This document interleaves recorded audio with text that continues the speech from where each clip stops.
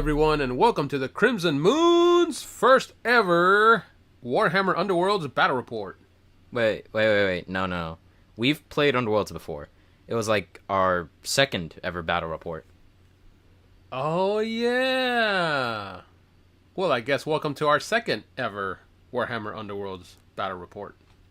The two war bands that will be walloping their rivals with whimsical weaponry are the Eyes of the Nine and Grinkrak's Looncourt. Gesundheit. Bless you. The teams draw 3 objective cards and 5 power cards. We will see these cards get scored and played later on in the battle. The Eyes of the Nine are using the Seismic Shock card deck that comes in the Wyrdhollow box. Grinkrak's Looncourt have their own deck that they used for this battle. The teams will play until somebody wins twice. One last thing before the game begins, we must thank our $20 tier Patreons. Even though this piece of terrain is not in use, thank you Marcus Jacinto and Bob Boyette for your patronage. If you would like to have your name on our terrain, visit the top link in the description. Now, without further ado, let's watch some Warhammer Underworlds.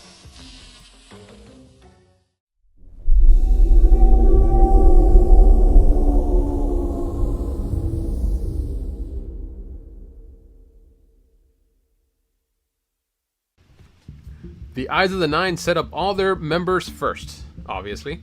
So during the turn 1 roll-off, they get an extra crit.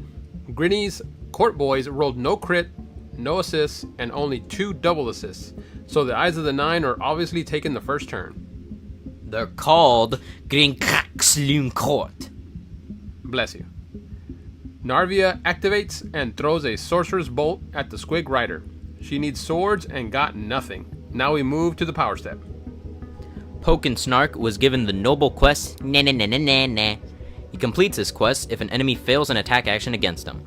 The Eyes of the Nine have nothing to play, and now Skulko and Pronk shoot a squig at the other Tzeetchian cultists. They need swords, and got nothing. Turash, the one who got shot at, charges Skulko and Pronk. Geez, these rolls have been brutally boring. If we don't see some blood soon, I'm gonna have to shoot blood out of my nose? Similarly to how I urinate? Who the hell wrote this?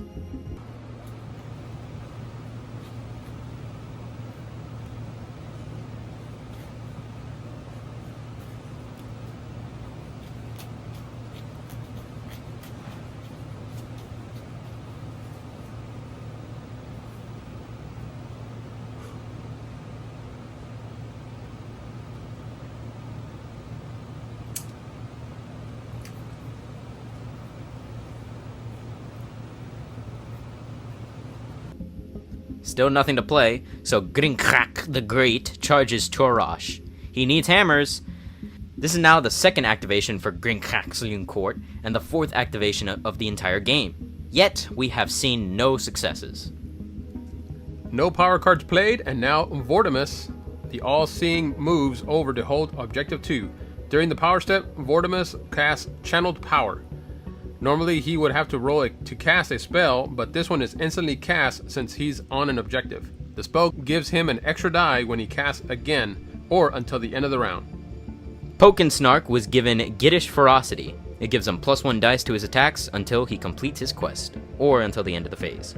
He then moves up, but isn't able to attack, so that card was pretty much wasted. Kacharik doesn't believe that card was wasted. He needs to prove it by killing Mr. Snark right now. He got 1 hit with the hammer, and Mr. Snark doesn't block it. 3 damage to him, which takes him out. Finally, first blood! The Eyes of the Nine play temporarily aligned in their power step, but they don't push Kacharik like how the card said to do. Grib, the Wonky Lance, now charges Narvia. He hit her, but she blocked.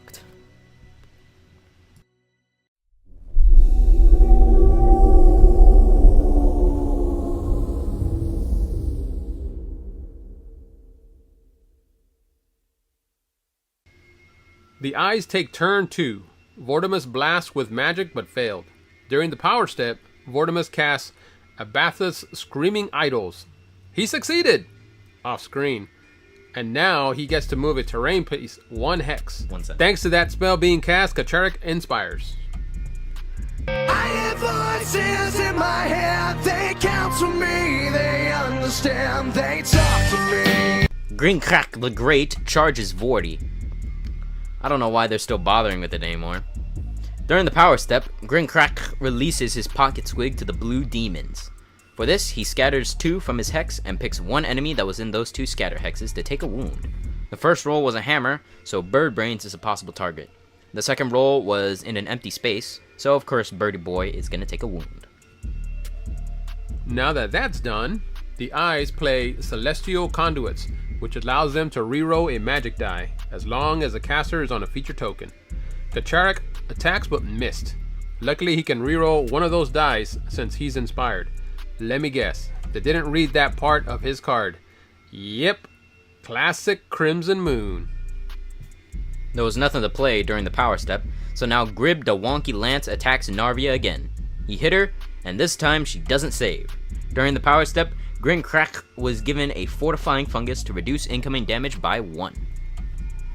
Nothing else was played, and Kacharak swings again. He misses again, and still no dice were rerolled. Nothing was played during the power step. Skolko and Pronk willingly walk through a deadly hex, and then shoot at Vordy. They hit him, but he blocks. It's not all bad news, however, as after walking into enemy territory, they score Looncourt Infestation. The power step was once again skipped. Kacharak swings one more time at Jin Kaka. He finally got him with a crit, and it isn't saved. Jin Kin stays alive thanks to his shrooms. Snorbo the Spore is the final one to activate, and all he does is move.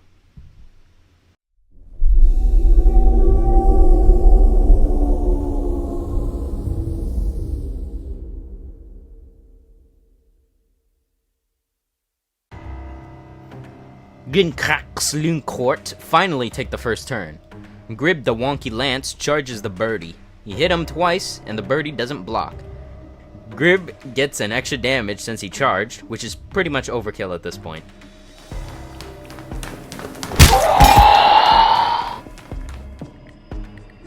During the power step, Skolko and Pronk were given the upgrade Quest's End. Vortimus was given Celestial Surge, which gives him an extra die when casting. He throws a bolt of change at Kit Kat, and got a crit and a hit. Grinkrak couldn't block, so he dies. This causes the Eyes of the Nine to score Spark of Creation.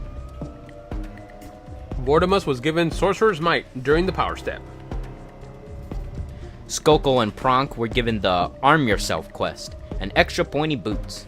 Now they shoot Vordy and got a sword and a crit. Vordy can't block and gets pushed off his Tower of Superiority. After Vortimus tanks those 2 wounds, he shoots at the Squig Rider. He got him twice, and it isn't blocked. Nothing else was played. Now Skolko and Pronk charge Vordy. They shot him with a crit, which isn't blocked. The sorcerer is finally dead. Turash then attempts to bloody the battlefield even more, but is unsuccessful. He was then given Quinktuk's Static Rod. For the final activation of the Grinkrak's Looncourt, Pointy Burke moves on to Objective 1. Turash tries one more time to attack. He hit the Squig and kills him! Now time for scoring. Grinkrak's Looncourt scored Arm Yourself, as well as Questing Gits for holding Objectives 1 and 2. Grinkrak's Loonies would win the first game with a score of 7-4. Now let's just jump straight into the second game and see if they can continue to dominate the competition.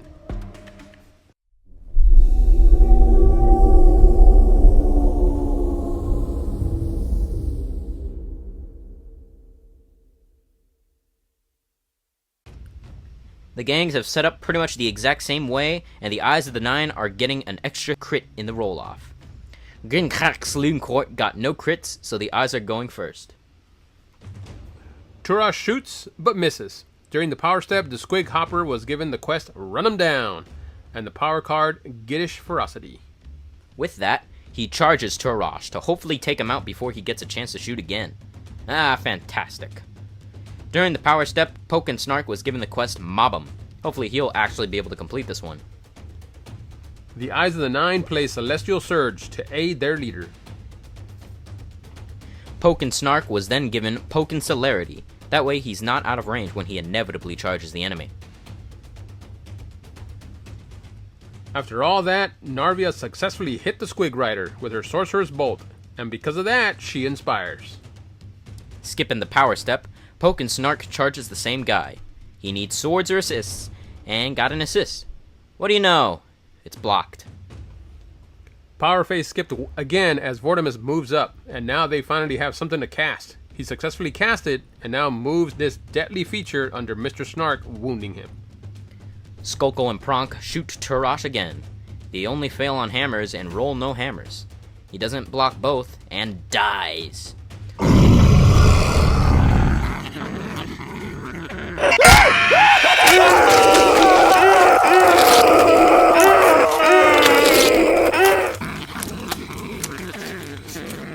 Pokensnark has now finally completed his quest, Mob 'em, and inspires. Still nothing in the power step, Kacharak charges the Squig Rider and hit him! Unfortunately, it is blocked. Finally, Grinkrak moves up. Bless you. Thank you.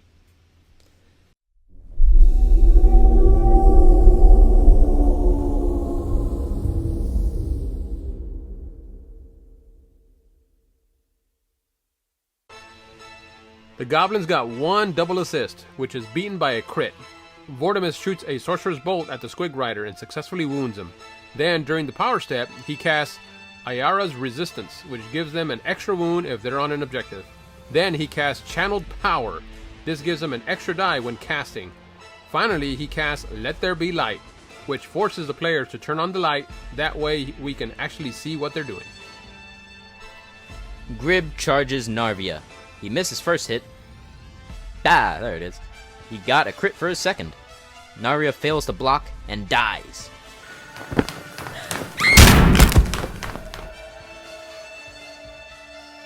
Grib has now completed his quest and inspires. That's not all though. Grib was then given the upgrade Quest's End to give him an extra wound. Finally, Skolko and Pronk were given the old reliable quest of Arm Yourself. Vortimus hits him again with a bolt. He needs 2 crits to block, but of course he doesn't. Another wound to the Squig Rider.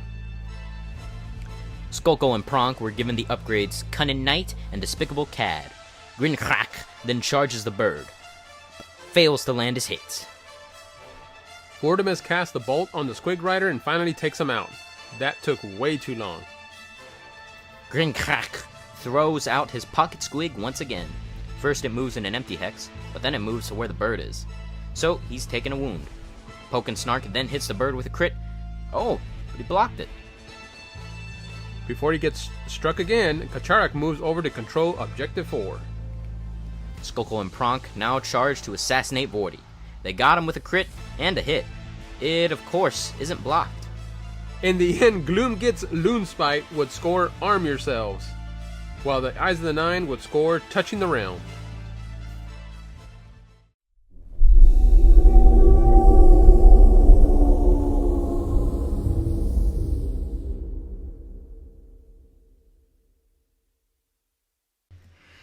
Grinkrak's Looncourt take priority, and with it they activate Grinkrak himself. He attacks Vortimus and gets a hit and a miss. Vorty doesn't save, and thus is the end for the All-Seeing.